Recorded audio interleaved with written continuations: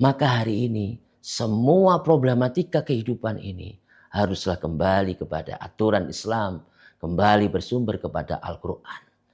Inilah hakikat solusi kehidupan manusia ini. Jika ingin kembali mendapatkan derajat yang terbaik, derajat yang tertinggi, derajat yang mulia, maka Al-Quran akan mengantarkan umat manusia ini pada derajat yang terbaik sebagai khairu ummah.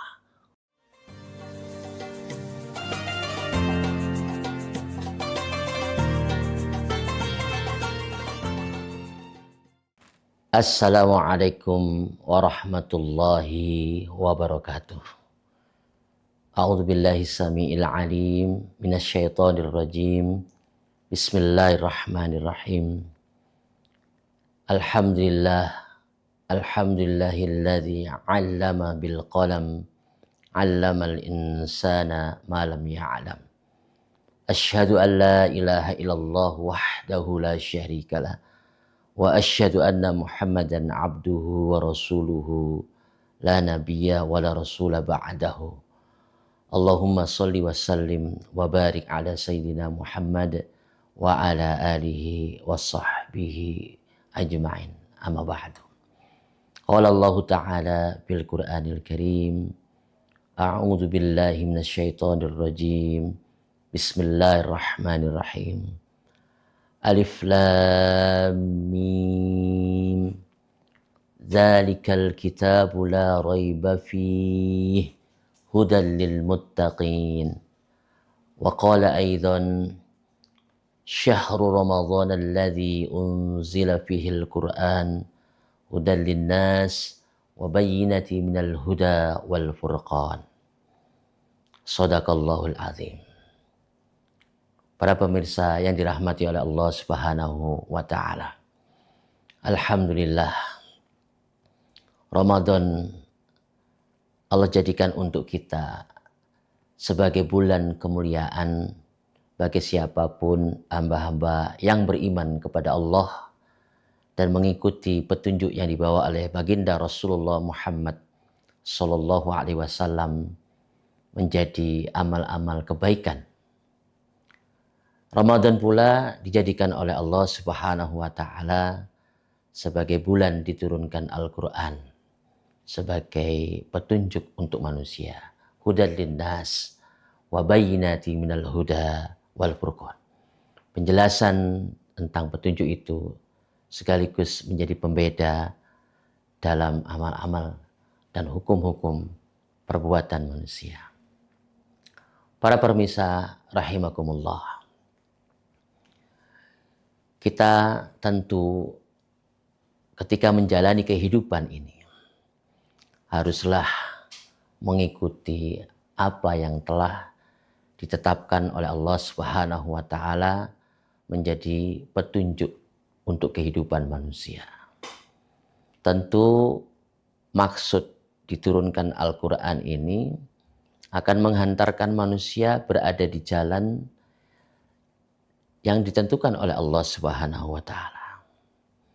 Tentu baginda Rasulullah Muhammad sallallahu alaihi wasallam sebagai penerus lanjutan para nabi dan para rasul sebelumnya sekaligus penutup para nabi dan para rasul telah diberikan kemuliaan oleh Allah Subhanahu wa taala dengan didatangkan Al-Qur'an sebagai petunjuk. Dengan Al-Qur'an pula manusia menjalani kehidupan dan kemudian di sanalah dituntunkan untuk manusia nilai-nilai kehidupan itu dengan sebenar-benarnya menurut petunjuk Allah Subhanahu wa taala. Alif lam mim. Dzalikal kitabu la raiba fihi. Di dalam Al-Qur'an, dzalikal kitab la raiba fihi, tidak ada keraguan. Hudal lil muttaqin.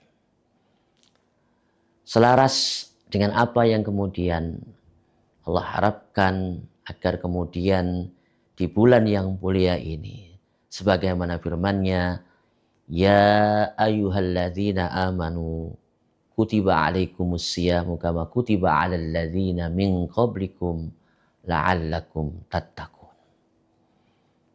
Al-Quran sebagai i'jaz, mendatangkan sifat yang mampu melemahkan apapun yang kemudian ada di hadapannya. Dilemahkan semua bentuk-bentuk pemikiran, ya, ide-ide, gagasan, ajaran, atau pemahaman apapun yang kemudian bersumber dari akal fikir manusia yang dijadikan sebagai tuntunan untuk mereka.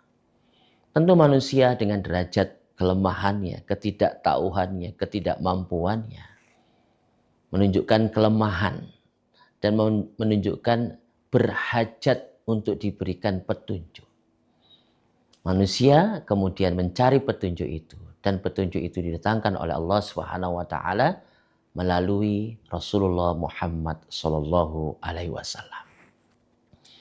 Maka fungsi Al-Qur'an sebagai petunjuk bagi manusia, penjelasan atas petunjuk itu sekaligus membedakan ada nilai-nilai di dalamnya yang akan menghantarkan manusia itu dalam derajatnya sebagai orang-orang yang kemudian mendapatkan keridhaan Allah. Siapakah orang-orang yang mendapatkan keridhaan Allah itu? Tentu mereka adalah orang-orang yang bertakwa. Dan orang-orang yang bertakwa menjadikan Al-Quran sebagai petunjuk. Apakah isi dalam Al-Quran itu? Petunjuk apa saja yang kemudian terdapat dalam Al-Quran itu? Maka Allah memberikan semuanya ada dalam Al-Quran.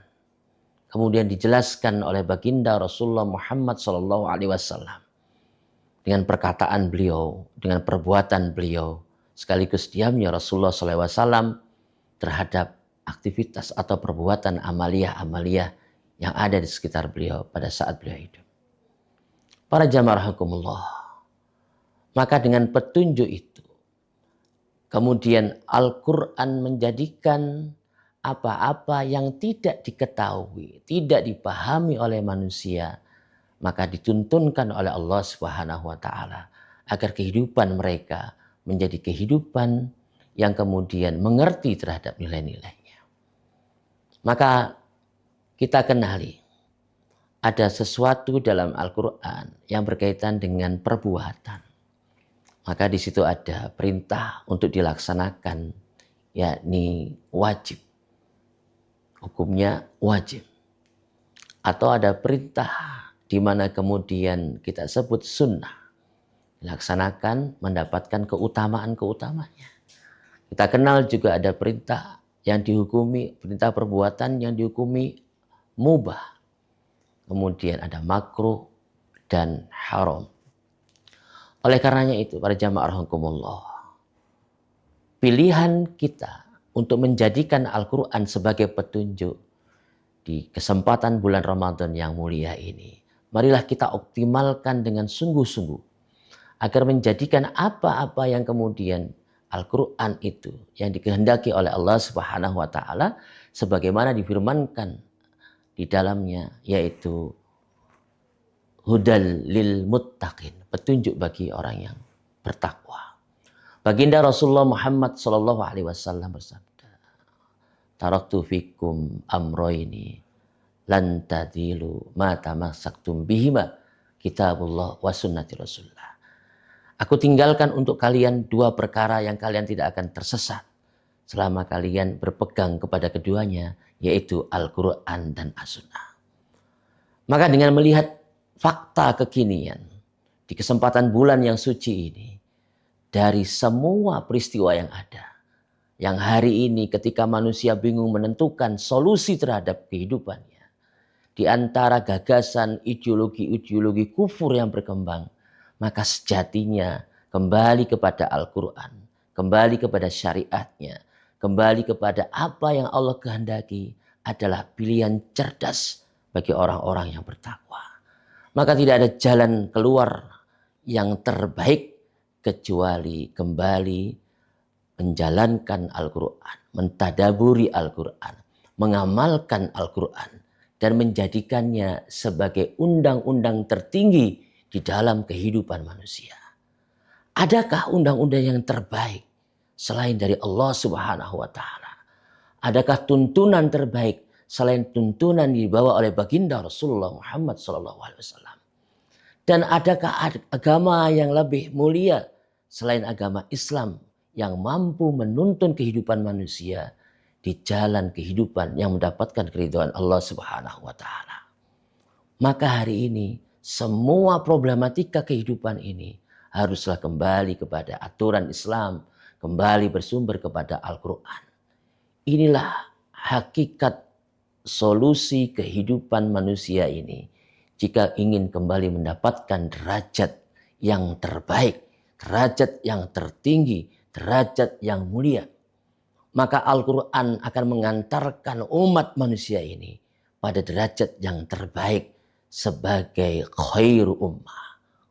Kuntum khaira ummatin ukhrijat linnasi ta'muruna bil ma'rufi wa tanhauna 'anil munkari wa tu'minuna billah.